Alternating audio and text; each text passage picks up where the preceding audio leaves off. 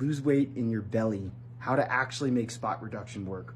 Hi, if you're new to this channel, I'm Dr. K, or Dr. Kareem Saimori, and I specialize in helping you optimize your health through small choices for big effects. Now, when we're talking about spot reduction, let's shift your focus away from diet and exercise and instead place it on hormones, because there's 3 hormones in specific we're going to talk about today and where they store body fat or tend to have fat storage patterns. Number 1 is insulin. Insulin tends to have a fat storage pattern around your hips or love handles, versus cortisol is more like a lower belly bulge. And then third, estrogen, which is more like thigh fat. So if you're dealing with any of these fat storage patterns, consider these simple recommendations. To be able to reduce insulin fat storage, well, reduce your sugar intake and or increase the amount of spices you use like cinnamon that actually help act like insulin, or you can utilize exercise to act like insulin immediately following a meal, and that'll help burn up some of your sugars. For cortisol, consider stress reduction. You might notice that your cortisol levels are increased if you're waking up between 2 and 3 a.m. This means that your body is thinking it's supposed to wake up too early. It's stressed out too early instead of sleeping through the night.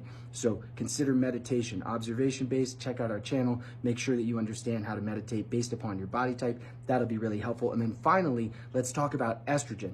Estrogen is something that's present in a lot of different chemicals, foods, plastics, and microplastics these days. Make sure to shop with organic foods to reduce the estrogen, the xenoestrogens and phytoestrogens that can otherwise come with foods. And then also take a look at the back of shampoo bottles or conditioner bottles or dish detergents. If you see a lot of long chemical names, those are highly estrogenic in general as well, and you can reduce those and choose more natural substances. I sure hope this helps you.